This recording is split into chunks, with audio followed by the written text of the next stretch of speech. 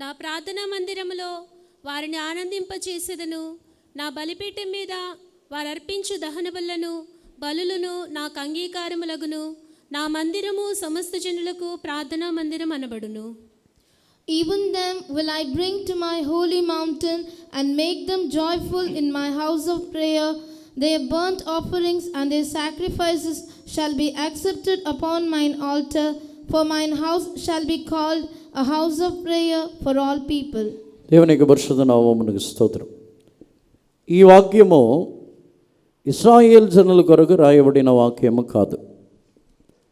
ఈ వాక్యం వచ్చి ఈ యెషయా గ్రంథం ఇక 56వ అధ్యాయం ఇక ప్రారంభంలో నుండి చదివి చూసినట్లయితే అన్ని జనులని గురించి ఇక్కడ దేవుడు యెషయా ప్రవక్తతో చెప్పుచున్నారు. ఇశ్రాయేల్ జనులకి ఇవ్వబడుచున్న ఆశీర్వాదముని గురించి ఇక్కడ రాయబడలేదు. అన్ని జనులైన వారిని గురించే ఇక్కడ చెప్పుచున్నారు. దీనిలో 3వ వాక్యమని చదివినప్పుడు యెహోవాని హత్తుకొని ఉన్న అన్యుడు అని రాయబడి ఉన్నది. చదవండి. యెహోవాను హత్తుకొను అన్యుడు నిశ్చయముగా యెహోవా తన జనుల్లో నుండి నన్ను వెలివేయునని అనుకొనవద్దు. షండు నేను ఎండిన చెట్టని అనుకొనవద్దు. 6వ వాక్యమని చదవండి. విశ్రాంతి దినమును అపవిత్రపరచకుండా ఆచరించుచు నా నిబంధనను ఆధారము చేసుకొనుచు యెహోవాకు దాసులై యెహోవా నామమును ప్రేమించుచు ఆయనకు పరిచర్య చేయవలని ఆయన పక్షమున చేరు అన్యులను నా పరిశుద్ధ పర్వతమునకు తోడుకొని వచ్చేదను. ఇంగ్లీష్లో. Neither let the son of the stranger that hath joined himself to the Lord speak, saying, the Lord hath utterly separated me from his people. Neither let the eunuch say, behold, I am a dry tree.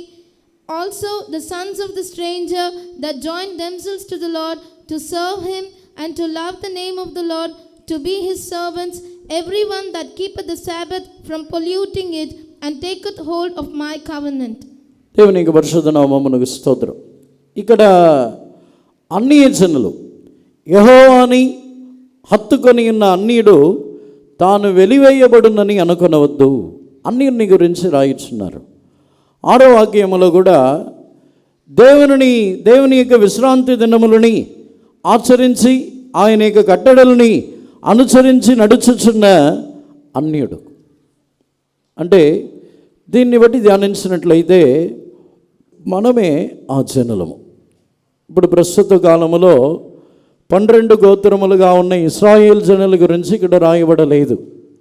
అన్ని జనులు యెహోవాని హత్తుకొని ఉన్న అన్యుడు నేను వెలివేయబడుదనని అనుకొనవద్దు అంటున్నాడు. ఎందుకు దేవుడు ఆ మాటని చెప్పుచున్నారు? ఈ 7వ వాక్యమని మనం ధ్యానించడానికి ముందు వెలివేస్తారని అనుకొనవద్దు అని ఎందుకు చెప్పుచున్నారంటే, దేవుని యొక్క ఆలయములో ఇశ్రాయేల్ జనులు యాజకులుగా, లేవీయులుగా, సాధారణమైన ప్రజలుగా వారి యొక్క స్థానమునకు వచ్చి వారు తిరిగి వెళ్ళిపోయి ఉన్నారు. వారి యొక్క జీవితంలో వారు దేవునికి విరోధముగా మారినప్పుడు వారి యొక్క జీవితంలో వారిని దేవుడు వెలివేసి ఉన్నారు. మరలా దేవుని యొక్క ఆలయంలో ప్రవేశించుటకు అనుమతి లేకుండా చేసి ఉన్నారు. దేవునికి పరిశుద్ధ నామమునకు స్తోత్రం. వేరే విధముగా చెప్పాలంటే వారు ఇప్పుడు కూడా ఇశ్రాయేల్ జనుల్లో యాజకులు ఉన్నారు. ఇప్పుడు కూడా వారు బలులు అర్పించుచున్నారు. ఇప్పుడు కూడా వారు దేవుని ఆలయంలో ప్రవేశించుచున్నారు. కానీ ఇప్పుడు ప్రస్తుతం ఉన్న ఇశ్రాయేల్ జనుల యొక్క ఆలయంలో దేవుడు లేరు. దేవునికి పరిశుద్ధ నామమునకు స్తోత్రం.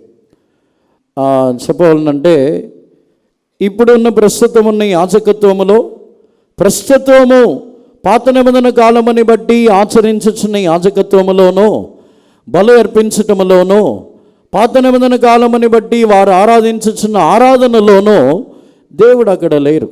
అందుకే వారిని దేవుడు వారిని వెలివేయ నిమిత్తము దేవుడే ఆ స్థలముని వదిలి వచ్చి ఉన్నారు. దేవునికి పరిశుద్ధ నామమునకు స్తోత్రం. కానీ అన్యుల యొక్క విషయంలో ఇశ్రాయేల్ జనులు వెలివేయబడి ఉన్నారు కాబట్టి మీరు వెలివేయబడతారని అనుకొనవద్దు. ఇశ్రాయేల్ జనులు దేవుని యొద్ద నుండి వారి యొక్క అక్రమములు, వారి యొక్క గర్వము, వారి యొక్క క్రియలని బట్టి వెలివేయబడి ఉన్నారు. కాబట్టి మీరు కూడా వెలివేయబడతారని అనుకొనవద్దు. దేవునికి పరిశుద్ధ నామమునకు స్తోత్రం. అందరిని గురించి కాదు, ఇందులో కొన్ని కండిషన్స్ని ఉంచి ఉన్నారు. ఒకటి, యెహోవాని హత్తుకొని ఉన్న అన్యుడు. తమ యొక్క జీవితంలో మనము ఈ సంవత్సరం యొక్క చివరిలో దేవుని యొక్క సన్నిధానంలో ఉన్నామంటే మన యొక్క పరిశుద్ధతని బట్టి కాదు. ఈ సంవత్సరం యొక్క చివరిలో మనము దేవుని సన్నిధానం నుండి వెలివేయబడకుండా ఉన్నామంటే అది మన యొక్క యోగ్యత కాదు, అర్హత కాదు. మనము దేవుని సన్నిధానంలో చెప్పాలంటే అర్హత కలిగిన వారమే కాదు, మనం అన్యులము. దేవుని ఆలయంలో ప్రవేశించటకు యోగ్యత లేని వారము, అన్యుడు. సరిగా చెప్పాలంటే దేవుని ఆలయముని గురించి ధ్యానిస్తే ఈ లోకములో ఇప్పుడు మన భారతదేశంలో ఒక ఉన్నతమైన స్థానం అంటే పార్లమెంట్ అని అనుకోండి. పార్లమెంట్ లోపలికి అందరూ వెళ్ళగలరా? దానికి ఒక పొజిషన్ కావాలి. పార్లమెంట్ లోపలికి వెళ్ళాలంటే ఒక పొజిషన్ లేకుండా సరిగా వెళ్ళలేం. దానికి ఒక స్థానం కావాలి, లేకపోతే ప్రవేశించలేం. ఎందుకంటే అక్కడ ఏలుబడి చేసేవారు ఉన్నారు, రాజులు ఉన్నారు, ఏలుబడి చేసే జనులు గొప్పవారు ఉన్నారు. అందులో సాధారణమైన ఒక మనిషి అన్యుడు ప్రవేశించలేడు. అలాగైతే దేవుని సన్నిధానం అనేది రాజాది రాజు యొక్క స్థలము. దేవుని యొక్క సన్నిధానము సర్వలోకముని ఏలుబడి చేయుచున్న, సర్వలోకమునకు రాజాదికి రాజుగా ఉన్న యేసు ప్రభు యొక్క నివాస స్థలము. దేవుని యొక్క సర్వభూమిని సృజించి సర్వలోకముని, సమస్త లోకముని, సూర్యుడు, చంద్రుడు, నక్షత్రములు అన్నిటినీ సృజించిన దేవుని యొక్క సన్నిధానములో మనకు ప్రవేశించడానికి అర్హత ఉందా? ఎవరికి అర్హత లేదు. కానీ దేవుడు ఆయన మనల్ని తన యొక్క సన్నిధానమునకు ఆయన మనల్ని తీసుకుని వచ్చుచున్నారు. పరిశుద్ధ పర్వతమునకు ఆయన తీసుకుని వచ్చుచున్నారు. దేవుని యొక్క పరిశుద్ధ నామమునకు స్తోత్రం. ఈ అన్యుడైన వారు యెహోవాని హత్తుకొని ఉండటం వలనే వారు ఈ పరిశుద్ధ పర్వతమునకు వచ్చుచున్నారు. వారి యొక్క వారి యొక్క బలి నైవేద్యములు అన్నీ అంగీకరించబడుచున్నది. ఆ ప్రార్థన మందిరము, దేవుని యొక్క మందిరము సమస్త జనులకును ప్రార్థన మందిరం అనబడుచున్నది. దేవుని యొక్క పరిశుద్ధ నామమునకు స్తోత్రం. అంటే ఎప్పుడైతే మన యొక్క సొంత బలమో, సొంత అర్హత, నా సొంత పరిశుద్ధత, నా సొంత స్థానము, నా యొక్క యోగ్యత అని అనుకొనుచున్నామో అప్పుడు మనము దేవుని యొక్క పరిశుద్ధ పర్వతమునకు మనము తీసుకొని రాలేము. మనల్ని దేవుడు తీసుకొని రాలేరు. దేవుని యొక్క పరిశుద్ధ నామమునకు స్తోత్రం. ఈ కార్యముని పరిశుద్ధ పర్వతమునకు తీసుకొని వచ్చే విషయంలో చూసినట్లయితే ఆయన మనల్ని తన యొక్క పరిశుద్ధ పర్వతమునకు తీసుకొని వచ్చి ఆనందింపచేయుచున్నారు. 7వ వాక్యములో 3 విషయములు ఉన్నాయి. దాని గురించి ఈరోజు ధ్యానించబోతున్నాము. ఒకటి, ఆయన మనల్ని తన యొక్క పరిశుద్ధ పర్వతమునకు తీసుకొని వచ్చి ఆనందింపచేయుచున్నారు. చదవండి మరలా 7వ వాక్యంని. నా ప్రార్థనా మందిరములో వారిని ఆనందింపచేసేదను. నా బలిపీఠం మీద వారు అర్పించు దహన బలులను నాకు అంగీకారములగును. నా మందిరము సమస్త జనులకు ప్రార్థనా మందిరం అనబడును. Even them will I bring to my holy mountain and make them joyful in my house of prayer. Their burnt offerings and their sacrifices shall be accepted upon mine altar, for mine house shall be called a house of prayer for all people. తెలుగులో పరిశుద్ధ పర్వతమునకు తీసుకుని వచ్చిన లేదా? తెలుగులో మాట లేదు, తమిళ్లోనూ ఇంగ్లీష్లోనూ ఉంది. దేవుడు తన యొక్క పరిశుద్ధ పర్వతమునకు తీసుకుని వచ్చి ఆయన తన యొక్క ప్రార్థన మందిరంలో ఆనందింపచేయుదురు. 6వ వాక్యం చివరిలో ఉందా? ఓకే సరే. దేవుడు 3 విషయములు. ఒకటి, ఆయన తన యొక్క పరిశుద్ధ పర్వతమునకు తీసుకుని వచ్చి ఆయన యొక్క ప్రార్థన మందిరములో ఆనందింపచేయుచున్నారు. మన యొక్క బలులని అంగీకరించుచున్నారు. మూడవది, ఆ మందిరమని సమస్త జనులకు ప్రార్థన మందిరముగా మార్చుచున్నారు. దేవునికి పరిశుద్ధ నామమునకు స్తోత్రం. ఈ కార్యముని గురించి ధ్యానించినట్లయితే, ఎవరిని ఆయన పరిశుద్ధ పర్వతమునకు ఆయన తీసుకుని వచ్చుచున్నారో అనే విషయమని మనము ధ్యానించి చూసినట్లయితే, యెషయా గ్రంథములో 14వ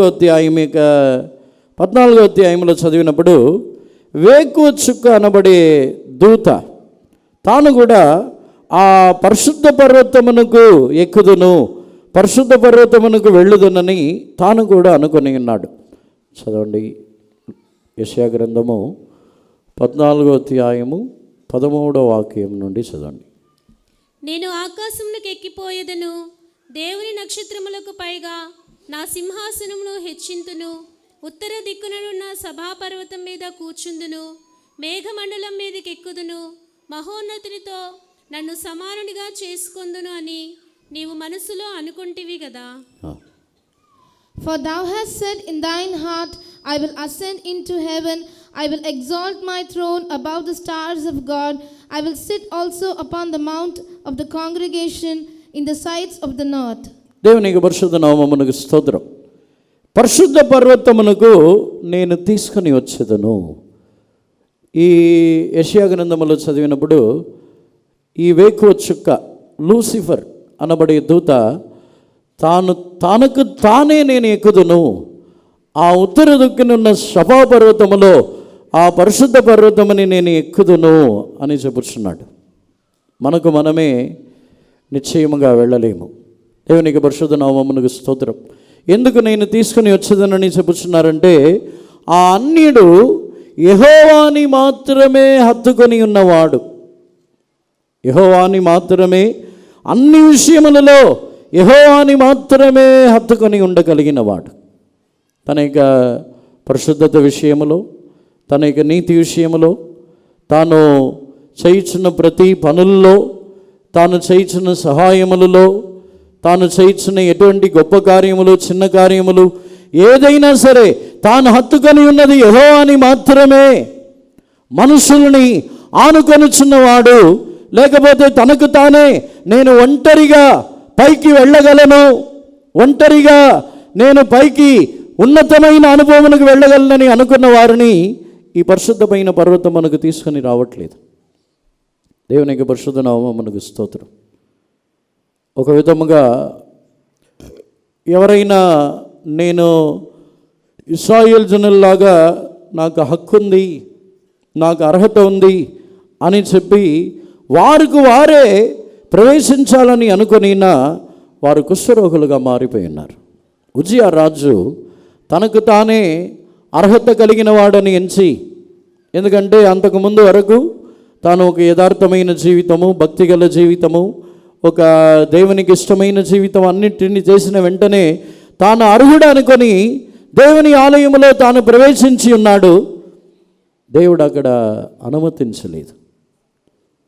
అర్హత కలిగిన వారని అనుకొనుచున్న వారు ఎవరిని కూడా తన యొక్క పరిశుద్ధ పర్వతమునకు ఆయన తీసుకొని రావట్లేదు. నేను అర్హుడిని అని అనుకొనుచున్నవారు. దేవునికి పరిశుద్ధ నామమునకు స్తోత్రం.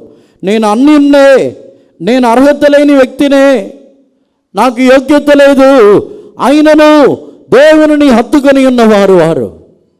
యేసుప్రభు యొద్ద స్వస్థత కొరకు అడిగి వచ్చి ఉన్న ఒక స్త్రీ తన యొక్క కుమార్తె యొక్క స్వస్థతని అడిగినప్పుడు, ఆమె అన్నిరాలు, ఇశ్రాయేల్ దేశమునకు చెందిన వ్యక్తి కాదు.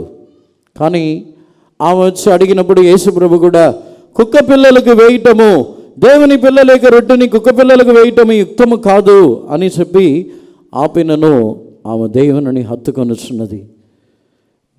బల్ల మీద నుండి, మేజ మీద నుండి పడుచున్న రొట్టె ముక్కలతో తన యొక్క ఆకలిని తీర్చుకొనును కదా. అన్యులైనను యెహోవాని హత్తుకొనినవారు. మనము మనల్ని అన్యులమే అనుకోవాలి. నేను యోగ్యత కలిగిన వ్యక్తిని అనుకోకూడదు. దేవుని సన్నిధానంలో ఏ కార్యమునకు కూడా నాకు యోగ్యత లేదు, నేను అన్యున్నే అని దేవుడే నాకు తోడు, దేవుడే నాకు సహాయము, దేవుడే నాకు ఆధారము, ఆయనే నాకు అన్నీ, ఆయనే నాకు ఆధారము యెహోవాని హత్తుకొని ఉన్న అన్యుడు తన్ను వెలివేయనని అనుకొనవద్దు. యెహోవాని హత్తుకొనని వారనే ఆయన వెలివేయించున్నారు. అందులో ఈ దూత తాను సృష్టించిన పరిస్థితిని మర్చిపోయి యెహోవా ఆ సభాపర్వతము ఉత్తర దిక్కునున్న ఆ పరిశుద్ధ పర్వతమునకి ఎక్కదను అని చెప్పినప్పుడు ఆ స్థలములో ఇంకనూ కిందకు పడద్రోయబడి ఉన్నాడు. దేవునికి పరిశుద్ధ నామమునకు స్తోత్రం. యెహెజ్కేలు గ్రంథములో కూడా పరిశుద్ధ పర్వతములోనే నివాసము చేసిన ఒక దూత ఉన్నాడు, అభిషేకింపబడిన కేరుబు. ఆ పరిశుద్ధ పర్వతములోనే తాను ఉండినను అక్కడ ఉండి కూడా తాను గర్వించినప్పుడు త్రోసివేయబడి ఉన్నాడు. తాను ఆ పర్వతములో నుండి క్రిందకు పడద్రోయబడి ఉన్నాడు. యెహెజ్కేలు గ్రంథము 28వ అధ్యాయము 14వ వాక్యముని చదవండి. అభిషేకం నొందిన కెరూబువై ఒక ఆశ్రయముగా నీ ఉంటివి, అందుకే నేను నిన్ను నియమించి తిని. దేవునికి ప్రతిష్ఠింపబడిన పర్వతం మీద నీ ఉంటివి, కాలుచున్న రాళ్ల మధ్యను నీవు సంచరించుచుంటివి. చాలు. Thou art the anointed cherub that covereth, and I have set thee so. Thou wast upon the holy mountain of God. Thou hast walked up and down in the midst of the stones of fire. పరిశుద్ధ పర్వతములో నీవు ఉంటివి, పరిశుద్ధ పర్వతములో నేను ఉంచి ఉన్నాను. కానీ తన యొక్క గర్వము, తర్వాత ఉన్న వాక్యముల్లో మీరు ఇంటికి వెళ్ళి చదవండి, తన యొక్క గర్వముని బట్టి ఆ దూతను పడద్రోయబడి ఉన్నాడు. తన యొక్క సౌందర్యముని గురించి, తన యొక్క అలంకరణని గురించి గర్వం వచ్చిన వెంటనే ఆ దూతను పడద్రోయబడి ఉన్నాడు. ఒకటి, ఆ పరిశుద్ధ పర్వతమునకు దేవుని హత్తుకొని ఉన్న వాడిని దేవుడు తీసుకుని వచ్చుచున్నారు. తాను ఒంటరిగా నేను నా శక్తి, నా బలము, నా సామర్థ్యము, నా యొక్క జ్ఞానముని బట్టి నేను ఎక్కగలను అని అనుకున్నవారు అక్కడికి రాలేరు. రెండవది, ఒకవేళ మనం అక్కడికి వచ్చిన తర్వాత దేవుని యొక్క కనికరముని బట్టి, దేవుని యొక్క కృపని బట్టి ఆ పరిశుద్ధ పర్వతము అంటే దేవుని యొక్క సన్నిధానం, ఇటువంటి ఒక పరిస్థితికి దేవుడు ఆయన యొక్క పరిశుద్ధమైన పర్వతమునకు తీసుకుని వచ్చిన తర్వాత మనము గర్వించినట్లయితే మనకు ఇవ్వబడి ఉన్న తలాంతులు, మనకు ఇవ్వబడిన కృపలు, మనకు ఇవ్వబడి ఉన్న ఆత్మీయమైన స్వభావములు, మన జీవితంలో ఉన్న మంచితనములు, దేవుడు మనకిచ్చిన వాటి అన్నిటిని గురించి, మనకిచ్చిన పరిశుద్ధత, మనకిచ్చిన నీతి, మనకిచ్చిన స్థానము, దేవుడు అక్కడికి తీసుకుని వచ్చిన తర్వాత మనము గర్వించినట్లయితే మన యొక్క ఆత్మీయ జీవితముని గురించి అయినా సరే, శరీర ప్రకారమైన కార్యముని గురించి అయినా గర్వించిన ఎడల పరిశుద్ధ పర్వతమునకు మనము రాలేము. ఎప్పుడైతే పరిశుద్ధ పర్వతములో నుండి తొలగింపబడుచున్నామో అప్పుడు మన యొక్క సంతోషము తొలగిపోవచ్చున్నది. దేవుని యొక్క పరిశుద్ధ నామమునకు స్తోత్రం. ఒకసారి ధ్యానించి చూడండి, మనము సంతోషముగానే ఉన్నామా? అన్ని పరిస్థితుల్లో సంతోషముగా ఉన్నామా? మనకు అనుకూలమైన కార్యము జరిగినప్పుడు సంతోషపడుచున్నాం, మనకు అనుకూలముగా లేనప్పుడు దుఃఖపడుచున్నాం.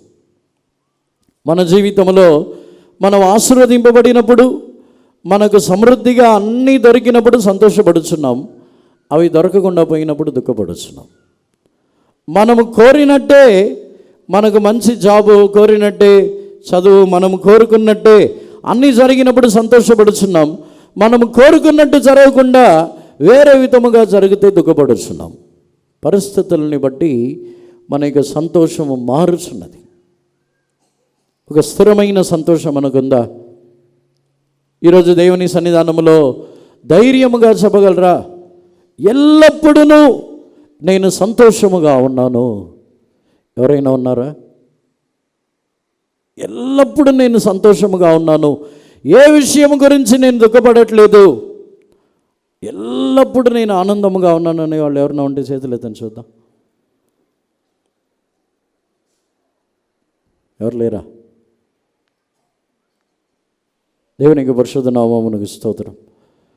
పరిశుద్ధ పర్వతమునకు ఆయన తీసుకుని వచ్చినప్పుడు ఆయన చేయించిన మొదటి కార్యము మనల్ని ఆనందింపచేయుచున్నారు. పరిశుద్ధ పర్వతమునకు తీసుకుని వచ్చి ఆ ప్రార్థన మందిరములో నేను మిమ్మల్ని ఆనందింపచేయుదును. దేవునికి పరిశుద్ధ నామమునకు స్తోత్రం. ఈ ఉదయకాలమునందు దేవుని యొక్క సన్నిధానమునకు వచ్చి ఉన్న మనము ఎవరిని దుఃఖముతో తిరిగి వెళ్ళకూడదు. హన్న ఏటేటా ఆ దేవుని సన్నిధానమునకు వచ్చి ఉన్నది. ఏటేటా వచ్చి తిరిగి వెళ్ళినా సంతోషముతో తిరిగి వెళ్ళలేదు. ఆమె యొక్క దుఃఖముని ఎల్కానాతో చెప్పింది, ఏడ్చింది, దుఃఖముతోనే మరలా తిరిగి వెళ్ళింది. కానీ ఎప్పుడైతే దేవుని సన్నిధానంలో తన యొక్క హృదయముని కుమ్మరించి ఆమె యొక్క దుఃఖములన్నిటినీ దేవునికి తెలియపరిచిన తర్వాత ఆమె తర్వాత దుఃఖముగానే లేదు. దేవునికి తెలియపరిచిన తర్వాత సమూయేలు పుట్టడానికి సంవత్సరమై ఉండొచ్చు, కానీ సమూయేలు జన్మించబడటానికి ముందే ఆమె యొక్క దుఃఖము తొలగిపోయింది. దేవుని సన్నిధానమునకు వచ్చి పెనిన్నా గురించి కంప్లైంట్ చేయలేదు.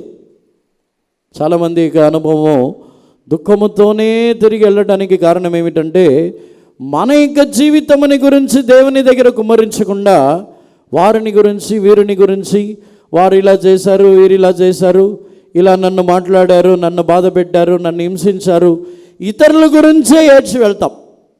దుఃఖం మారదు, మనకి దుఃఖం తొలగిపోదు.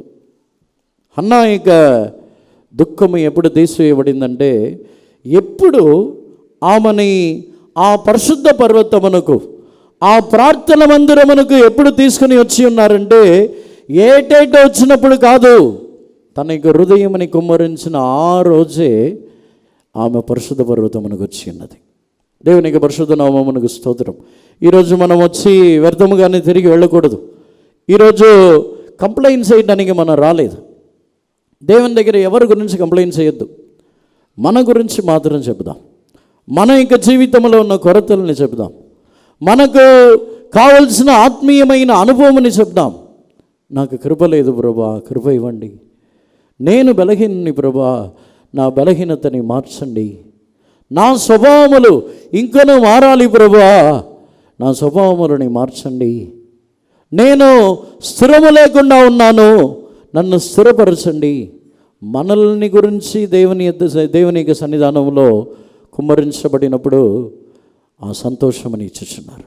దావీదు కూడా దేవుని సన్నిధానముని గురించి చెప్పుచున్నాడు, మీ సన్నిధానములో పరిపూర్ణమైన ఆనందము గలదు. దావీదు దేవుని యొక్క సన్నిధానమునికి వచ్చి ఎవరి గురించి కంప్లైంట్ చేయట్లేదు. దేవుని యొక్క సన్నిధానమునికి వచ్చి తగ్గించుకొని ఆ దేవుని సన్నిధానములో తన యొక్క కార్యములన్నిటినీ కుమ్మరించి సంతోషముతో తిరిగి వెళ్ళుచున్నాడు. సంతోషంగా ఉన్నామా? చాలామంది దేవుని సన్నిధానమునకు వచ్చి దుఃఖముతో తిరిగి వెళ్ళేవారు. ఒకవేళ అన్న కూడా ఏలి మాటలకి వెంటనే రియాక్ట్ అయ్యి, ఏలి చెప్పాడు, నువ్వు మత్తురాల్లాగా ఉన్నావు, నీ మత్తుని వదలవా, నీవు ఎంత మట్టుకు ఇలాగే ఉంటావు అని చెప్పిన వెంటనే హన్నా కోపపడి, నేను ఎంత బాధతో వచ్చాను, నన్ను ఎవరు అర్థం చేసుకోలేదు, ఏలి ఒక ప్రధాన యాజకుడు నన్ను అర్థం చేసుకోకుండా మాట్లాడుతున్నాడు అని చెప్పి వెళ్ళిపోయి ఉంటే ఆ రోజు హన్నా యొక్క దుఃఖం తీరిపోయి ఉండేదా? తీరదు. చాలామంది యొక్క జీవితంలో వారు దేవుని యొక్క సన్నిధానమునకు వచ్చే ఉద్దేశమని మర్చిపోయి మనుషులు, వారి యాజకులై ఉండవచ్చు, సేవకులై ఉండవచ్చు, పాత విశ్వాసులై ఉండవచ్చు, ఎవరైనా సరే వారి యొక్క మాటల కొరకు మనము దేవుని సన్నిధానమునకు రాలేదు. వారి దగ్గర నుంచి మంచి మాటలు వస్తాయి, వారి దగ్గర నుంచి మనల్ని ఆదరించే మాటలు వస్తాయి, వారు మనల్ని దూషించరు, వారు మనల్ని అర్థం చేసుకుంటారని మనము రాలేదు. దేవుని సన్నిధానంలో దేవుని ఎదుట మనకు హృదయమని కుమ్మరించుటకు వచ్చి ఉన్నాం. హన్నా ఏలితో అదే చెప్పుచున్నది. ఏలితో చెప్పుచున్నది, నేను నా దేవుని ఎదుట నా హృదయమని కుమ్మరించుచున్నాను. ఎవరితోనైనా, ఎవరు మాట్లాడినా, ఎవరు మాట్లాడకపోయినా, ఎవరు మనల్ని ఆదరించినా ఆదరించకపోయినా దేవుని సన్నిధానమునకు వచ్చి సంతోషంతో తిరిగి వెళ్ళాలంటే మనము దేవుని ఎదుటనే మన యొక్క కార్యములన్నిటినీ తెలియపరచాలి. దేవునికి పరిశుద్ధ నామమునకు స్తోత్రం.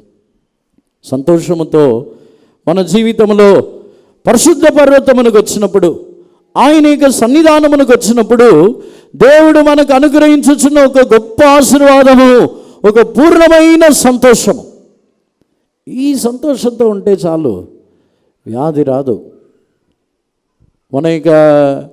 మన యొక్క ఔషధము, మన యొక్క మందు, మన యొక్క సంతోషముతో ఉన్నట్లయితే అదే గొప్ప ఆరోగ్యం, దేవుడు ఇచ్చుచున్న సంతోషం. చాలామందికి డయాబెటీస్, షుగర్ రావడానికి కారణం హృదయంలో ఉన్న దుఃఖం. దేవునికి పరిశుద్ధ నామమునకు స్తోత్రం. చాలామంది షుగర్ తింటే వచ్చింది, అది వచ్చింది అనుకుంటున్నారు. డయాబెటీస్కి ముఖ్యమైన కారణం వచ్చి మనోవ్యాధి, మనస్సులో ఉన్న దుఃఖం. దేవునికి పరిశుద్ధ నామమునకు స్తోత్రం. చాలామంది మన విశ్వాసులు, సేవకులందరూ నాకేమో షుగర్ వచ్చింది అనుకుంటున్నారు. నాకేం షుగర్ ఏమి రాలేదు. చాలామంది కొన్ని ఇంటికి వెళ్తే షుగర్ వేయకుండా ఇస్తున్నారు. వాళ్ళు అనుకుంటున్నారు నాకు షుగర్ వచ్చిందని. నాకేమి రాలేదు, దేవుని కృపతో మంచి ఆరోగ్యంగా ఉన్నాను నేను. దేవునికి పరిశుద్ధ నామమునకు స్తోత్రం. నేను సంతోషంగా ఉన్నా, నాకేం బాధ లేదు, నాకు అసలు దుఃఖమే లేదు. దేని గురించి దుఃఖం లేదు, దేని గురించి దుఃఖపడాల్సిన అవసరమే లేదు. పరలోక రాజ్యమునికి వెళ్ళకపోతే బాధపడాలి, ఇంకా వేరే దేనికి బాధపడాలి. దేవునికి పరిశుద్ధ నామమునకు స్తోత్రం. మన జీవితంలో వ్యాధికి కారణమే మన యొక్క మనోదుఖముతో వ్యాధి పెరుగుతున్నది. ఏ కార్యముని గురించి దుఃఖపడాలి? మనకి యేసుప్రభు మనకు దేవుడుగా ఉన్నప్పుడు, మనకి యేసుప్రభు ఉన్నప్పుడు మనకెందుకు దుఃఖం? అన్నీ ఆయనే చేసేశారు, సిలువలో అన్నీ చేసి ముగించేశారు. మనకు రావాల్సిన శిక్ష కూడా యేసుప్రభు తీసుకున్నారు. మన మీద రావాల్సిన శాపము కూడా దేవుడే తీసుకున్నారు. మన కొరకు నిందలు అన్నీ యేసుప్రభు అనుభవించారు. ఇంకా ఎందుకు దుఃఖం మనకి? దేనికోసం దుఃఖం? దేవునికి పరిశుద్ధ నామమునకు స్తోత్రం. చాలామందికి ఎందుకు దుఃఖపడుతున్నారని కూడా కారణం తెలియదు. ఎందుకు దుఃఖపడుతున్నారని అడిగినట్లయితే ఆ కారణంని అడిగినా చాలా చీప్గా ఉంటుంది. దీనికి పోయి బాధపడుతున్నారా? దేవునికి పరిశుద్ధ నామమునకు స్తోత్రం. హన్నా ఏలి యొక్క మాటలకు బాధపడలేదు, ఏలి యొక్క మాటలకు ఆమె దుఃఖపడలేదు. దేవుని సన్నిధానంలో నుండి సంతోషముగా తిరిగి వెళ్ళింది. ఈరోజు మన యొక్క జీవితంలో ఆయన పరిశుద్ధ పర్వతమునకు తీసుకుని వచ్చిన తర్వాత ఆయన మనల్ని ఆనందింపచేయుచున్నారు. దేవునికి పరిశుద్ధ నామమునకు స్తోత్రం. యేసు ప్రభుకి ఇవ్వబడి ఉన్న ఒక విశేషమైన అభిషేకం ఏంటి తెలుసా? కృత నిబంధన కాలంలో దేవుడు మీ చలికాండ్ల కంటే శ్రేష్టమైన వాటిని ఒక అభిషేకమని మీకు ఇచ్చుచున్నాను, మీ చలికాండ్ల కంటే మీ అభిషేకము గొప్పది. చదవండి వాక్యంని. దేవుడు మీ చలికాండ్ చదవండి, 45వ కీర్తన 7వ వాక్యంని చదవండి. నీవు నీతిని ప్రేమించి భక్తిహీనతను ద్వేషించుచున్నావు, కావున దేవుడు నీ దేవుడే చలికాండ్ర కంటే హెచ్చగునట్లుగా నిన్ను ఆనంద తైలముతో అభిషేకించి ఉన్నాడు. Thou lovest righteousness and hatest wickedness, therefore God, thy God, hath anointed thee with the oil of gladness above thy fellows. ఆనంద తైలం అంటే ఏంటి? నీ చలికాండ్ల కంటే నిన్ను ఆనంద తైలముతో అభిషేకించి ఉన్నారు. పాత నిబంధన కాలంలో ఉన్న అభిషేకం అంతా రాజులుగా, ప్రవక్తలుగా, యాజకుడుగా 3 విధములుగా అభిషేకింపబడి ఉన్నారు. ఈ అభిషేకం ఏంటి? ఆనంద తైలం. ఆనంద తైలం అని చెబితే దానికంటే, రాజుల యొక్క అభిషేకము కంటే, యాజకుల యొక్క అభిషేకము కంటే, ప్రవక్తల యొక్క అభిషేకము కంటే ఆయనకు పెళ్లి కుమార్తె అనే ఒక స్థానంలో ఒక అభిషేకం ఇవ్వబడుచున్నది. దేవునికి పరిశుద్ధ నామమునకు స్తోత్రం. అందుకే 45వ కీర్తనలో తర్వాత రాజుని గురించి, రాణి గురించి, ఆమె యొక్క సౌందర్యముని గురించి అన్నీ రాయబడి ఉన్నది. ఇంటికి వెళ్ళి చదవండి. దేవునికి పరిశుద్ధ నామమునకు స్తోత్రం. ఆనంద తైలము మన జీవితంలో కృత నిబంధన కాలంలో ఇవ్వబడిన అభిషేకం, యేసు ప్రభుకి ఇవ్వబడిన అభిషేకము పెళ్లి కుమార్తెని గురించిన సంతోషముతో నింపబడుచున్న ఒక అభిషేకం. మనకి ఇవ్వబడిన అభిషేకము పెళ్లి కుమారుణ్ణి గురించిన సంతోషముతో నింపబడుచున్న ఒక అభిషేకం. సంతోషముతో మనకు ఒక పెళ్లి కుమారుడు ఉన్నారు. ఆయన తన యొక్క భార్య కొరకు అన్నిటినీ సిద్ధపరచుచున్న దేవుడు. యేసుప్రభు యొక్క సిలువలో యేసుప్రభు సహించిన శ్రమలన్నిటికీ కారణం పెళ్లి కుమార్తెని గురించిన సంతోషం. మనము కూడా ఈ భూమిలో అన్ని సందర్భముల్లో ఎటువంటి కష్టము, వ్యాధి, బలహీనతలు అన్ని సందర్భముల్లో మనము సంతోషముగా ఉండుటకు ఒకే ఒక కారణం పెళ్లి కుమారుడు. పెళ్లి కుమారుడిని మనము సంధించబోచున్నాం. పెళ్లి కుమారుడిని గురించిన ఒక సంతోషం. దేవునికి పరిశుద్ధ నామమునకు స్తోత్రం. దేవుని యొక్క పరిశుద్ధ పర్వతం మనకు తీసుకుని వచ్చి ఆనందింపచేయుదును. ఈరోజు మనం ఆ వాక్య ప్రకారముగా నా మందిరము సమస్త జనులకును ప్రార్థన మందిరము అనబడునని చెప్పడానికి ముందు ఆ మందిరం వచ్చి లేవీయులకో ఇశ్రాయేల్ జనులకో కాదు, ఆ మందిరములో అన్య జనులని తీసుకొని వచ్చుచున్నారు. కృత నిబంధన కాలంలో పరిసయ్యులు ఆ మందిరంలో ఉన్నప్పుడు వారు వచ్చి ఆ దేవుని ఆలయంలో పావురములు అమ్ముచు, రూకలు మార్చుచు, పశువులని అమ్ముచు ఉన్నప్పుడు వారిని వెళ్ళగొట్టి అన్య జనుల్ని, కుంటివారు, గుడ్డివారు, అక్కడ దేవాలయం ముందు ఉండి అడుకొనుచున్నవారు, భిక్షం అడిగేవారు అందరి లోపలికి వచ్చేసారు. పిల్లలు, వీళ్ళని బయటకు వెళ్ళగొట్టిన వెంటనే వాళ్ళందరి లోపలికి వచ్చేసారు. దేవునికి పరిశుద్ధ నామమునకు స్తోత్రం. ప్రారంభంలో చెప్పినట్టే గర్వముతో నిండిన వారిని వెళ్ళగొట్టుచున్నారు. గర్వముతో నింపబడిన వారిని తామే పరిశుద్ధులమని, తామే యథార్థవంతులమని, తామే నీతివంతులమని అనుకొనుచున్న వారిని వెళ్ళగొట్టి కుంటివారు, గుడ్డివారు, చిన్నవారు, పనికిరాని వారు అందరిని తీసుకొని వచ్చి వారి ద్వారా దేవుని నామముని స్తుతింపజేసి ఆనందింపచేయుచున్నారు. మత్తయి సువార్తలో మనము చదివినప్పుడు 21వ అధ్యాయంలో యేసుప్రభు ఎప్పుడైతే వారిని వెళ్ళగొట్టి ఉన్నారో కుంటివారు, గుడ్డివారు అందరూ లోపలికి వచ్చి, తర్వాత చిన్నపిల్లలందరూ వచ్చి దావీదు కుమారుడికి హోసన్నా, హోసన్నా అని సంతోషముతో ఆర్భటించుచున్నారు. మత్తయి సువార్త 21వ అధ్యాయము 14వ వాక్యం నుండి చదవండి. గ్రుడ్డివారును కుంటివారును దేవాలయంలో ఆయన యొద్దకు రాగా ఆయన వారిని స్వస్థపరిచెను. కాగా ప్రధాన యాజకులను, శాస్త్రులను ఆయన చేసిన వింతలను, దావీదు కుమారునికి జయము అని దేవాలయంలో కేకలు వేయుచున్న చిన్నపిల్లలను చూచి కోపముతో మండిపడి, వీరు చెప్పుచున్నది వినుచున్నావా అని ఆయన్ని అడిగిరి. And the blind and the lame came to him in the temple, and he healed them. And when the chief priests and the scribes saw the wonderful things that he did, and the children crying in the temple and saying, Hosanna to the Son of David, they were so displeased, and said unto him, Hearest thou what these say? దేవునికి పరిశుద్ధ నామమునకు స్తోత్రం.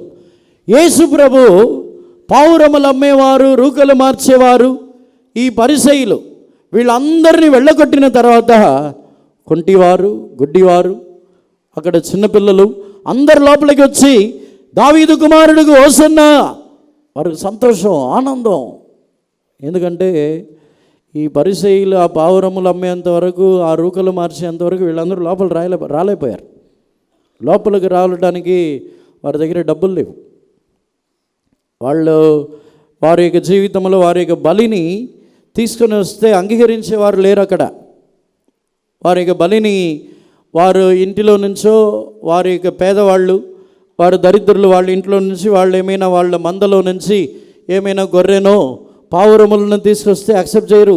పరిసయ్యులు నీతివంతులే, పరిశుద్ధులే, వాళ్ళు యథార్థవంతులే, వారు నమ్మకస్తులే.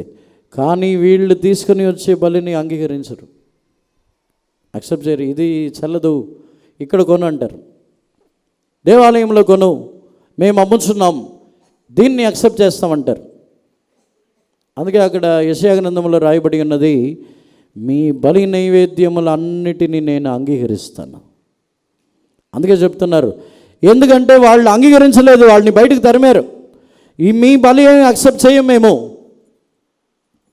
మన జీవితంలో అలాగే ఎవరైనా ఉన్నామా?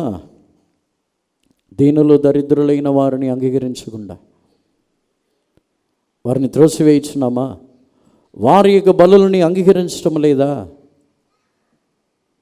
మనం వ్యాపార స్థలముగా మార్చుచున్నామా?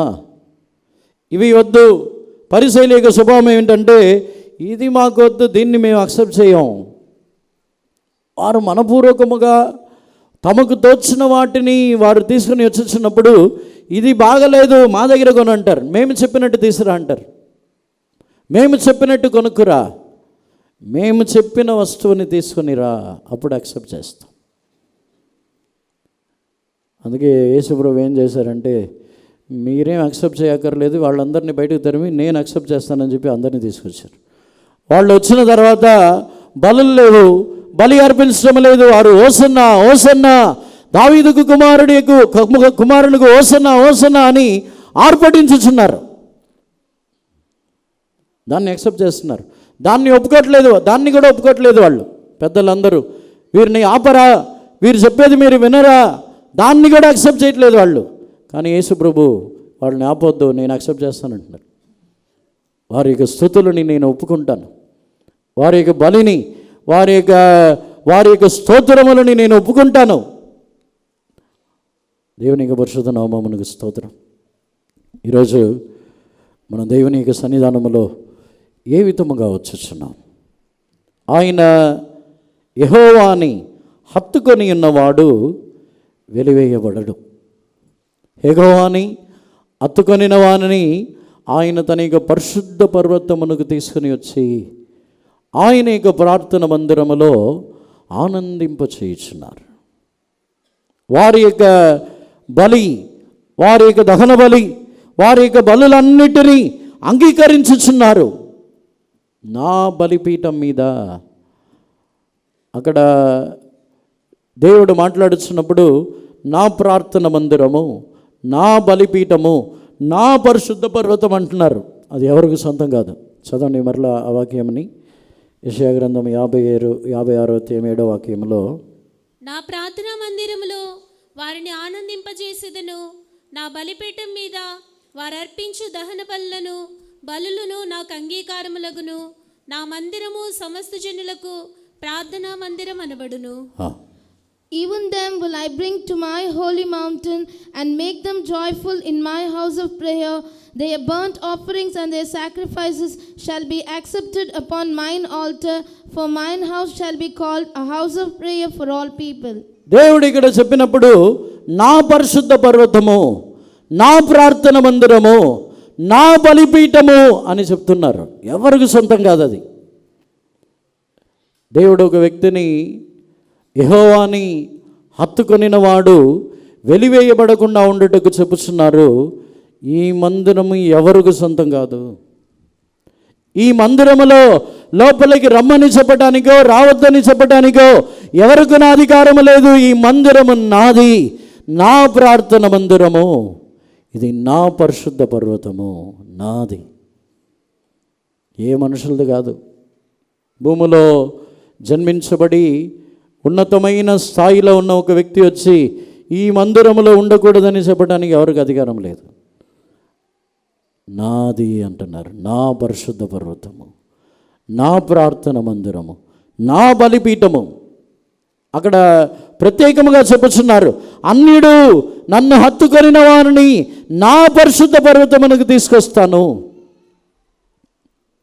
ఒకవేళ ఇశ్రాయేల్ జనులు వారి యొక్క మందిరములని వారికి సొంతమని అనుకున్నారేమో.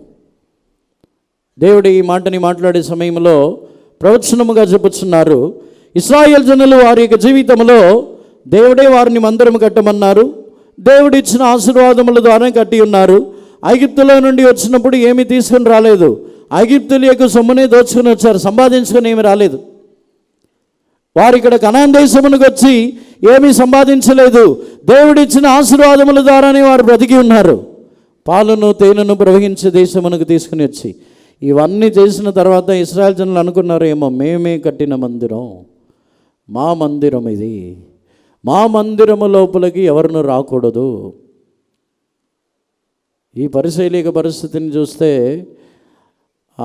ఆ దినములలో బబిలోనికి యాజకులని, రాజకుమారుల్ని అందరినీ తీసుకుని వెళ్ళిపోయారు బానిసలుగా. అప్పుడు దేవాలయంలో బలి అర్పించడానికో, దేవాలయం యొక్క దీపముని వెలిగించడానికో, పరిశుద్ధపరచడానికి ఎవరు లేరు. అందుకని ఈ పరిసయ్యులు అంటే వీరి ఒక గుంపు వారు, ఈ గుంపు వారు వచ్చి ఆ కాలములో భక్తిగా, ఆ కాలంలో యథార్థముగా ఉపవాసం ఉండి ప్రార్థించి దేవుని కొరకు యథార్థముగా జీవించేవారు. వీరిని ఆ మందిరముని చూసుకోవడానికి నియమించారు ప్రారంభంలో. చివరిలో పరిశైలిక పరిస్థితి ఏమైందంటే, వారిని మందిరముని ఊరికే యాజకులు లేరు కాబట్టి నియమించిన పరిస్థితి ఇప్పుడు మారిపోయి వీరికి వీరే ఓన్గా రూల్స్ పెట్టి ఇలాగే బలి అర్పించాలి, ఇలాగే దేవుని సన్నిధానమునకు రావాలి, మాకు వందనములు చేయాలి, మేము కనబడే చోట అంతా దండం పెట్టాలి, అన్ని రూల్స్ అన్నీ మార్చేశారు. అందుకే దేవుడు చూసి, మీ మందిరమా అది మీరే ఉంచుకోండి, ఇక మీద నా మందిరమునకు తీసుకొస్తానంటున్నారు. మీ మందిరంని మీరే ఇశ్రాయేల్ దేశంలో అక్కడే ఉంచుకోండి, ఇక మీదట ఇశ్రాయేల్ దేశంలో కాదు సర్వలోకములోను నా మందిరము స్థాపించబడును, సర్వలోకములోను నా యొక్క ప్రార్థన మందిరం అంటున్నారు. ఇది ఎవరిదైనా కాదు. ప్రార్థన మందిరములు ఎవరికును సొంతము కాదు. ఎవరు కట్టినా ఎవరు చేసినా అన్ని దేవుని ద్వారానే చేయబడుతున్నది. సొంతముగా దేనిని చేయటం లేదు. నా పరిశుద్ధ పర్వతము, నా ప్రార్థన మందిరము, నా బలిపీఠము ఎవరిదని కాదంటున్నారు. నా మందిరమే సమస్త జనులకు ప్రార్థన మందిరం అనబడును. ఒక వ్యక్తిని రావద్దని చెప్పటానికో, ఒక వ్యక్తి ఉండకూడదని చెప్పటానికో, ఒక వ్యక్తిని వెలివేస్తానని చెప్పటానికో ఎవరికైనా అధికారం లేదు. ఏ మనుషులకు అధికారం లేదు. వారు ఉన్నతమైన స్థాయిలో ఉన్న వారు కూడా అధికారం లేదు. దేవునికి పరిశుద్ధ నామమునకు స్తోత్రం. అపొస్తలుడైన పౌలు చెప్పుచున్నాడు, మాకు కట్టుటకు మాత్రమే అధికారం ఉంది కానీ పడద్రోయుటకు అధికారం లేదంటున్నాడు. చేర్చుకున్నటకు అధికారం ఉంది. ఎవరినైనాను దేవుని యొక్క మందిరములో చేర్చుకున్నటకు అధికారం ఉంది కానీ పడద్రోయుటకు వెళ్ళగొట్టుటకు ఎవరికైనా అధికారం లేదు. దేవునికి పరిశుద్ధ నామమునకు స్తోత్రం. అందుకే దేవుడు నా మందిరమునకు, నా ప్రార్థన మందిరమునకు నేను తీసుకొని వస్తానంటున్నారు. దేవునికి పరిశుద్ధ నామమునకు స్తోత్రం. నిజముగా యెహోవాని హత్తుకొనిన వాడు సంతోషముతో తిరిగి వెళ్తాడు. హిజ్కియా రాజు తన్ను బాధపరచు నిమిత్తము అషూరు రాజు సనగరీపు తన యొక్క సైన్యాధిపతిని బట్టి రబ్షాకే వానిని పంపించి అసహ్యముగా మాట్లాడుచున్నాడు. నీవు ఎవరిని నమ్ముకొని ఉన్నావు? నీ నీ సైన్యం ఎంతటిది? నీ రాజ్యము, నీ సైన్యం అంతా కలిపితే నా ఒక్క యజమానుడు, నా ఒక్క క్యాప్టెన్ యొక్క సైన్యంని కూడా నువ్వు ఏమీ చేయలేవు. పూర్ణముగా హీనముగా మాట్లాడుచున్నాడు. హిజ్కియా రాజు దేవుని ఆలయమునకు వెళ్ళి ఉన్నాడు. 2వ రాజులు 19వ అధ్యాయంలో దీని గురించి మనం చదవచ్చు. హిజ్కియా రాజు ఆ దేవుని ఆలయమునకు వెళ్ళి ఏడ్చుచున్నాడు. దేవుని ఆలయమునకు వెళ్ళి ఏడ్చి తిరిగి వచ్చినప్పుడే యెషయా ప్రవక్త ద్వారా ఒక ప్రవచనం వచ్చుచున్నది. వారందరూ తరమకుండానే పారిపోతారని చెప్పుచున్నాడు. దేవునికి పరిశుద్ధ నామమునకు స్తోత్రం. మన జీవితంలో ఆయన యొక్క ఆలయమునకు మనల్ని తీసుకుని వచ్చినప్పుడు మన జీవితంలో దుఃఖము తొలగిపోయి నిందలు, అవమానములు, ఎటువంటి మాటలు ఏది వచ్చినను మన యొక్క జీవితంలో ఉన్న దుఃఖము తీసివేయబడి సంతోషం మనకు అనుగ్రహించబడుచున్నది. అందుకే దేవుని సన్నిధానమునకు మనము ఆయనని హత్తుకొని రావాలి. యెహోవాని హత్తుకొని ఉన్న అన్యుడు. దేవునికి పరిశుద్ధ నామమునకు స్తోత్రం. ఈ భూమిలో మన యొక్క జీవితంలో రెండవదిగా ఈ యెషయా గ్రంథం 56వ అధ్యాయంలోకి వచ్చినప్పుడు యెహోవాని హత్తుకొని ఉన్న అన్యుడు అదే విధముగా తాను దేవుని ఆరాధించుచున్న ఒక అన్యుడు. యెషయా గ్రంథము 56వ అధ్యాయము 6వ వాక్యాన్ని మరలా చదవండి. విశ్రాంతి దినమును అపవిత్రపరచకుండా ఆచరించుచు నా నిబంధనను ఆధారము చేసుకొనుచు యెహోవాకు దాసులై యెహోవా నామమును ప్రేమించుచు ఆయనకు పరిచర్య చేయవలనని ఆయన పక్షమున చేరు అన్యులను నా పరిశుద్ధ పర్వతమునకు తోడుకొని వచ్చేదను. Also the sons of the stranger that joined themselves to the Lord to serve him and to love the name of the Lord, to be his servants, everyone that keepeth the Sabbath from polluting it and taketh hold of my covenant. దేవుని యొక్క పరిశుద్ధ నామమునకు స్తోత్రం. ఆయన యొక్క విశ్రాంతి దినముని ఆచరించుచు దేవుని యొక్క నిబంధనలని పాటించుచు ఆయనకు దాసులై ఉండి పరిచారము చేయవలనని కోరుచున్న అన్యులు. దేవుని యొక్క పరిశుద్ధ నామమునకు స్తోత్రం. వారిని నేను వెలివేయనంటున్నారు. దీనికి ఉదాహరణముగా గిబియోనీయులని గురించి ధ్యానించవచ్చు. గిబియోనీయులు అన్యులు. గిబియోనీయులు వచ్చి వారు దేవుని యొక్క జనులు కాదు. యెహోషువ యొక్క కాలంలో ఈ గిబియోనీయులు వచ్చి ఇశ్రాయేల్ జనులకు భయపడి వారు వచ్చి దూరదేశంలో నుండి ప్రయాణమై వచ్చిన వారిలాగా కనిపించుకొని తప్పించుకొని ఉన్నారు అన్యులు. ఈ విషయం తెలిసిన తర్వాత యెహోషువ ఈ గిబియోనీయులైన వారిని ఏమి చేసి ఉన్నాడంటే వారిని కట్టెలు నరుకువారుగాను నీళ్లు చేదువారుగాను దేవుని మందిరములో మార్చి ఉన్నాడు. దేవునికి పరిశుద్ధ నామమునకు స్తోత్రం. సౌలు వాళ్ళందరినీ చంపేశాడు. గిబియోనీయులైన వారు అందరినీ చంపేశాడు. అప్పుడు కరువు వచ్చింది. కరువు వచ్చినప్పుడు దావీదు అడిగాడు, ఎందుకు? దావీదు అడిగినప్పుడు దేవుడు చెప్పుచున్నారు, నా మందిరములో నీళ్లు చేదు వారిని కట్టెలు నరికి వారిని సౌలు కుటుంబీకులు చంపివేసి ఉన్నారు కాబట్టే ఇది వచ్చింది. దేవునికి పరిశుద్ధ నామమునకు స్తోత్రం. దీన్ని ధ్యానించినట్లయితే అన్యులైన వారు దేవునికి పరిచారకులుగా మారినప్పుడు వారిని కూడా దేవుడు వెలివేయట్లేదు. వారిని కూడా తన యొక్క పరిశుద్ధ పర్వతమునకు తీసుకొస్తున్నారు. వారి యొక్క బలుల్ని అంగీకరించుచున్నారు. వారి యొక్క ఆ ప్రార్థన మందిరములో సమస్త జనులకు ప్రార్థన మందిరముగా మార్చబడుచున్నది. ప్రార్థన మందిరముగా మార్చబడటం అంటే ఆ ప్రార్థన మందిరములో కరువు వచ్చినప్పుడు ప్రార్థిస్తే విడుదల కలుగుచున్నది. తెగులు వచ్చినప్పుడు ప్రార్థిస్తే స్వస్థపరచబడుచున్నారు. యుద్ధములు వచ్చినప్పుడు ప్రార్థిస్తే యుద్ధము తొలగిపోతున్నది. నా మందిరము సమస్త జనులకును ప్రార్థన మందిరముగా మారుచున్నది. గిబియోనీయులైన వారు అన్యజనులు. అన్యజనులైన వారైనా వారు దేవుని ఇంటిలో దాసులుగా ఉన్న పరిచారకులు. వారు కూడా ఆ విశ్రాంతి దినముని పరిశుద్ధముగా ఆచరించుచున్నవారు. గిబియోనీయులైన వారు దేవుని మందిరములో ఉండి పని చేయుచున్నప్పుడు వారు సొంత పనిని ఏమీ చేయట్లేదు. దేవుని మందిరము కొరకే కట్టెలు నరుగుతారు. దేవుని మందిరము కొరకే నీళ్లు మోస్తారు. కట్టెలు నరుకువారును నీళ్లు చేదువారును. దీని గురించి దేవునికి చిత్తమైతే వాటిని గురించి తర్వాత ఎప్పుడైనా మనం ధ్యానించవచ్చు. పరిచారకులుగా మారినప్పుడు వారిని దేవుడు వెలివేయటం లేదు. సౌలు రాజు వచ్చి వారు అన్యులని చెప్పి వారిని నరికివేసిన దేవుడు ఒప్పుకోవట్లేదు. దేవుడు అంగీకరించట్లేదు. వారిని చంపివేసినందుకే ఈ కరువు వచ్చిందంటున్నారు. అందుకే ఒకటి, యెహోవాని హత్తుకొని ఉన్న అన్యుడిని నేను వెలివేస్తానని అనుకోవద్దు.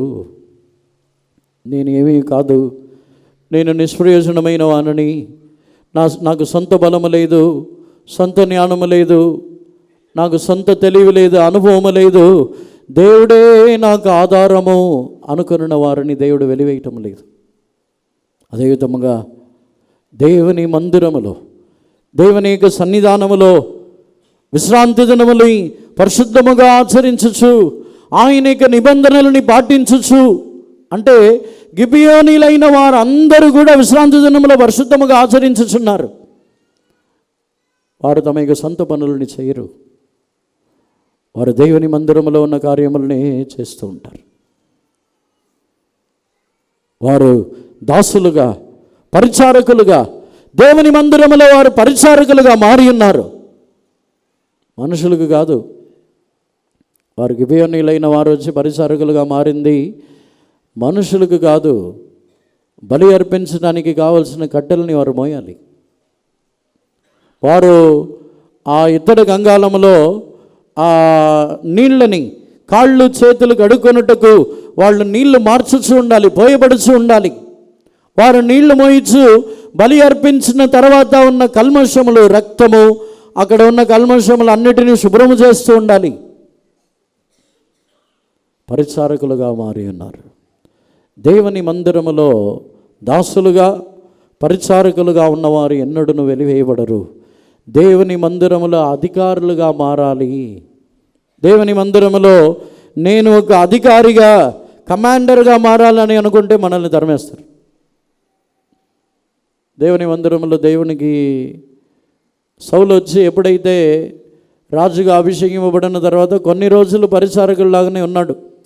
కొన్ని రోజులు ఇశ్రాయేల్ జనులకు దాసుడుగా, పరిచారకుల్లాగానే యుద్ధం చేశాడు. తర్వాత అధికారి అయిపోయాడు.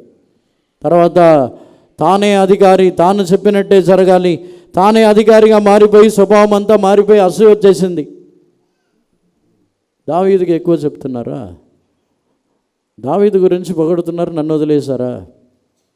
అసూయ వచ్చేసి, అధికారం వచ్చి నేను రాజుని, నా అధికారముతో ఏమైనా చేయగలనని అనుకుంటే బయటకు తరిమేశారు. నువ్వు ఎందుకు నాకు వద్దన్నారు. దేవునికి పరిశుద్ధ నామమునకు స్తోత్రం.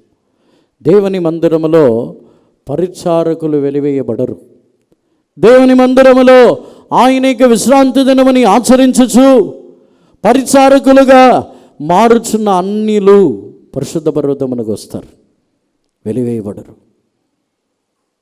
ఆయనకి పరిశుద్ధ పర్వతమునకు మనము రావాలంటే దాసులై మారాలి, పరిచారకులుగా మారాలి.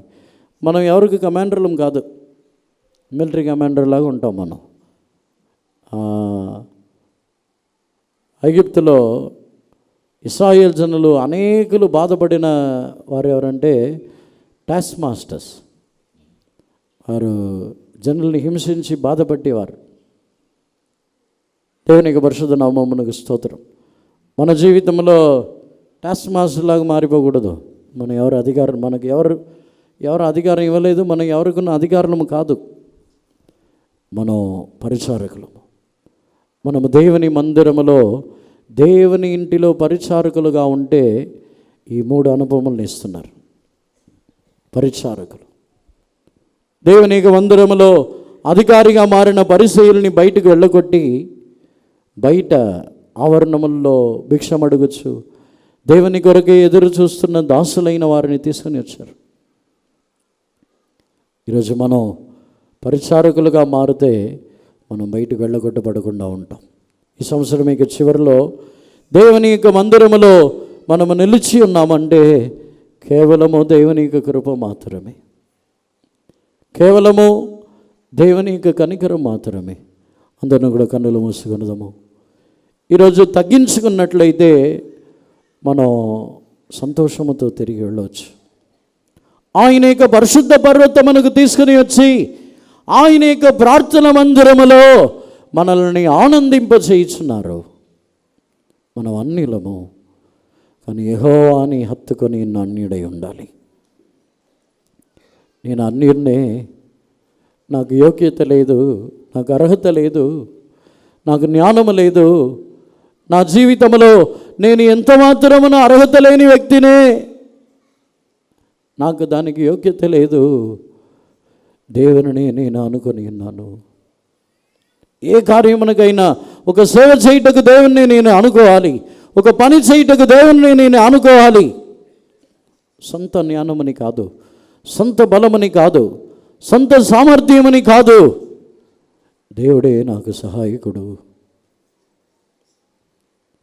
ఒక ఉద్యోగము చేయుటకు దేవుణ్ణి అనుకోవాలి, ఒక ప్రయాణము చేయుటకు దేవుణ్ణి అనుకోవాలి, ఒక ఇంటిని కట్టుటకు దేవుని అనుకోవాలి, మన ఇంటిలో ఉన్న సమస్యలు తీరటానికి దేవుణ్ణి ఆనుకోవాలి. యెహోవాని ఆనుకొని ఉన్న అన్యుడు వెలివేయబడవాలని అనుకొనవద్దు. అతడు వెలివేయబడడు, పరిశుద్ధ పర్వతమునకు వస్తున్నాడు. పరిశుద్ధ పర్వతమునకు తీసుకుని వచ్చి ప్రార్థన మందిరములో ఆనందింపచేయుచున్నారు.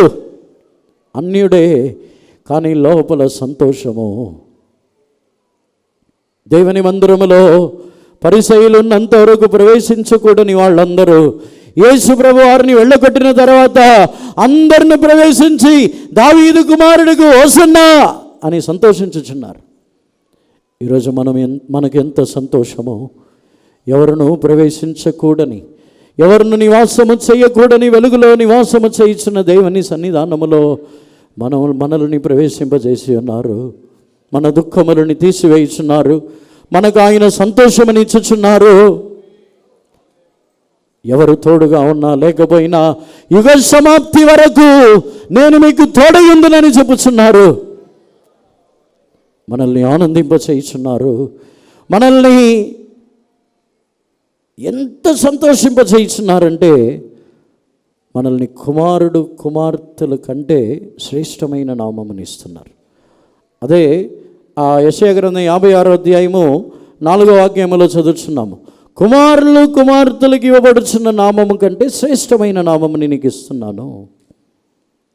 ఆ నామమే యేసు ప్రభు యొక్క నామము. ఒకే శరీరముగా ఆయన తల, మన శరీరము ఒకే శరీరముగా మార్చి యేసుక్రీస్తు అనే నామముని మనకు ధరింపజేయుచున్నారు. కుమారులు కుమార్తెల కంటే గొప్ప నామం అది. మీరింటికి వెళ్ళి ఆ వాక్యమని చదవండి. కుమారులు కుమార్తెలు కొడుకులు కూతుర్లకు ఇచ్చుచున్న నామము కంటే శ్రేష్టమైన నామముని నేను నీకు ఇచ్చుచున్నాను. అన్యుడు కాదు, నీవు నాకు కుమారుడు కాదు, కుమార్తె కాదు, అన్యుడైనను నా యొక్క శరీరము ప్రత్యేకముగా కూడా. అది ఎంత శ్రేష్టమైన స్థానం అంటే యేసు ప్రభు నేను తల, మీరు శరీరము. అది ఎంత గొప్ప అనుభవము. భార్య అయిన సంఘం అని ఎందుకు చెబుతున్నారంటే అది ఒకే శరీరముగా మార్చబడుచున్నది కాబట్టి. అన్యులైన మనము దేవుని హత్తుకొని ఉంటే ఒకే శరీరముగా మారుచున్నాము. అన్యులైన మనము దేవుని పరిశుద్ధముగా ఆరాధించుచు మనం ఆయన యొక్క సన్నిధానములో పరిచారకులుగా మారినప్పుడు ఆయన యొక్క పరిశుద్ధమైన సన్నిధానమునకు వచ్చి ఒకే శరీరముగా మారుచున్నాము. మన జీవితంలో ఆయన మన యొక్క బలులని అంగీకరించుచున్నారు. మన యొక్క ప్రార్థనల్ని అంగీకరించుతున్నారు. మధ్యవర్తి అవసరం లేదు. నా మందిరము సమస్త జనులకు ప్రార్థన మందిరం అని ఎందుకు చెబుతున్నారంటే మధ్యలో మధ్యవర్తులు అవసరం లేదు. మొదటి శతాబ్దంలో ఉన్న సంఘములో వారు ప్రారంభంలో బాగున్నారు. తర్వాత మీరు ఒప్పుకోలు చేయాలంటే మధ్యలో వచ్చి ఫాదర్ దగ్గర ఒప్పుకోలు చేయండి. మధ్యలో ఎవరు నిన్ను ఉండమన్నారు? ఎవరి దగ్గర ఒప్పుకోలు చేయాల్సిన అవసరం లేదు. మధ్యవర్తి ఒక్కరే, యేసు ప్రభువే. వేరే మధ్యవర్తి అవసరం లేదు. ఒక కార్యమని దేవుని యొద్ద అడగటానికి మధ్యలో వేరే ఒక వ్యక్తి మన కోసం సపోర్ట్ చేయాల్సిన అవసరం లేదు. యేసు ప్రభు దగ్గర ద్రాక్షరసము కొదువైనప్పుడు మరియా వచ్చి మాట్లాడి రికమెండేషన్ చేస్తే ఒప్పుకోవట్లేదు. వాళ్ళు ఫ్యూచర్లో మొదటి శతాబ్దం సంఘం వచ్చి మరియా ద్వారా రికమెండ్ చేస్తే యేసుప్రభువైన ప్రార్థన వింటారా అని అలా మొదలుపెట్టారు ప్రార్థన. రికమెండేషన్ ఏం పనికిరాదు అక్కడ. మధ్యవర్తులు పనికిరారు. నా మందిరము సమస్త జనులకు ప్రార్థన మందిరం. ఎవరు ప్రార్థన చేసినా నేను వింటాను. మధ్యవర్తి అవసరం లేదు. ఎవరు నన్ను అడిగినను నేను జవాబిస్తాను. మధ్యవర్తి అవసరం లేదు. నా మందిరము సమస్త జనులకు ప్రార్థన మందిరం. ఈరోజు మనం తిరిగి వెళ్ళినప్పుడు సంతోషంతో తిరిగి వెళ్దాం. వాళ్ళు ప్రార్థన చేస్తే నాకు విడుదల వచ్చిద్దా? వాళ్ళు ప్రార్థన చేస్తే నాకు స్వస్థత వచ్చిద్దా? వాళ్ళు నాకు మధ్యవర్తులు కదా. ఎవరు మధ్యవర్తులు లేరు. డైరెక్ట్గా మనం దేవుణ్ణి అడగొచ్చు. డైరెక్ట్గా అడగొచ్చు. దానికి ప్రమాణమే లేదు. ఇలాగే అడగాలి, ఇలాగే ప్రవేశించాలి, నువ్వు ఇలాంటి వస్త్రముని ధరించుకోవాలి, ఇలా నువ్వు మోకాలు వేయాలి, ఇలా కూర్చోవాలి, ఇలా అడిగితేనే దేవుడు ప్రార్థన వింటారనేది లేనే లేదు. నా మందిరము సమస్త జనులకు ప్రార్థన మందిరము. ఏ స్టైల్లో అని అడగవచ్చు, ఏ భాషలోనైనా అడగచ్చు, ఎలాగైనా అడగచ్చు. మనుషులకే మన యొక్క పెటిషన్ అర్థమైనప్పుడు దేవునికి అర్థం కదా, అన్నీ అర్థమవుతాయి. దానికి ఇలాంటి రూల్ ఏమి లేదు. ఈ రూలు నీకు ప్రార్థన చేయడం రాదా, నీకు అడగడం రాదా, ఎలా అడిగినా దేవునికి అర్థమైంది. మనం అడిగే ఉద్దేశము కూడా దేవునికి తెలుసు. అన్నీ ఆయన సర్వజ్ఞానము కలిగిన దేవుడు. అందుకే నా మందిరము సమస్త జనులకు ప్రార్థన మందిరము. మధ్యవర్తి అవసరం లేదు. మధ్యవర్తి ప్రార్థన చేయటం వచ్చినవాడు కాబట్టి ఆ వ్యక్తి అడిగిన వెంటనే దేవుడు జవాబు ఇచ్చేస్తారా? మధ్యవర్తితో పని లేదు. ఎలా అడిగినా దేవుడు జవాబిస్తారు. మనం మంచి ఉద్దేశములతో అడిగినప్పుడు మన యొక్క ప్రార్థనలు వినబడుచున్నది. మనం మంచి ఉద్దేశములతో దేవుని కోరుకొనుచున్నప్పుడు ఆయన జవాబిచ్చుచున్నారు. ఈరోజు సంతోషంతో తిరిగి వెళ్ళాలి. హల్లెలూయా, హల్లెలూయా, హల్లెలూయా, ఆమేన్. హల్లెలూయా, హల్లెలూయా. సర్వశక్తిమంతుడు యేసు ప్రభు సమస్త కార్యములను చేసెనుగా, వాగ్దానములలో నమ్మకస్తుడు, నా జీవితములో గొప్ప కార్యములు చేసెనుగా. ఆర్పటించేదాం, ఆర్షించేదాము, పొగడేదం యేసు నామము, స్తుతిగా నా మహిమ చెల్లి కృతజ్ఞతతో పాడేదా. అన్ని పరిస్థితుల్లోనూ నేను దేవునినే హత్తుకొని ఉందునని తీర్మానించేదాము. అరణ్యములో నుండి తన యొక్క ప్రియుని మీద ఆనుకొని వచ్చుచున్న ఈమె ఎవరు? అన్ని పరిస్థితుల్లో, అన్ని మార్గములలో దేవునినే హత్తుకొని ఉన్నట్లయితే ఆయన మనల్ని తన యొక్క పరిశుద్ధ పర్వతము సీయోను యెరూషలేమునకు తీసుకుని వెళ్ళుచున్నారు. మనుషులని ఆనుకొనవద్దు, సొంత బలముని ఆనుకొనవద్దు, సొంత జ్ఞానముని నమ్ముకొనవద్దు. యెహోవానే హత్తుకొని ఉందమో, దేవుని ఆనుకొని ఉందమో, ఆయనని ఆనుకొని వచ్చుచున్నవాడు సంతోషములో ప్రవేశించుచున్నాడు. పరిశుద్ధ పర్వతములో ఆయనని ఆనందింపచేయుచున్నారు. దేవుని సన్నిధానములో సంతోషముతో తిరిగి వెళ్ళుదము, దుఃఖములని మానుదము. మన కొరకు యేసయ్య ఉన్నారు. హల్లెలూయా, హల్లెలూయా, హల్లెలూయా, హల్లెలూయా, హల్లెలూయా, ఆమేన్. హల్లెలూయా, హల్లెలూయా. శురువిగదురువిగరబలాని ఆరబంకరానియే. నీ యొక్క బలులని, నీ అర్పణలని మనుషులు అంగీకరించకపోవచ్చు, పరిసయ్యులు అంగీకరించలేదు. అని దేవుడు చెప్పుచున్నారు, నీ అర్పణలని, నీ బలులని, నీ త్యాగముని, నీ యొక్క బలిని, నీ శ్రమలని, నీ యొక్క సజీవ యాగముని నేను అంగీకరించుచున్నాను. నీ ఆరాధనలు నేను అంగీకరించుచున్నాను. నీ పాటలు, నీ స్తుతులని, నీ స్తోత్రములను నేను అంగీకరించుచున్నాను. హల్లెలూయా. నీ ప్రార్థనలని నేను వినుచున్నాను. మధ్యవర్తి అవసరం లేదు. నా మందిరము సమస్త జనులకు ప్రార్థన మందిరము. ఆ మందిరము నాది. ఆ మందిరములో ప్రధాన యాజకుడును నేనే, బలి అర్పించిన వాడును నేనే, బలిపీఠమును నేనే. నాది, నా బలిపీఠం అంటున్నారు. నన్ను ఎవరైనా, నన్ను సేవకులు అంగీకరించలేదు, విశ్వాసులు అంగీకరించలేదు, నన్ను త్రోసివేశారు, ఏం బాధపడవద్దు. ఎవరు త్రోసివేసిన దేవుడు చెబుతున్నారు, నేను నిన్ను అంగీకరిస్తాను. బలిపీఠము నాది, అంగీకరించడానికి వేరే ఒకడు, ఆ బలిపీఠం అతనిది కాదు. రక్తము కార్చినది నేను, ఆ బలిని నేను. హల్లెలూయా,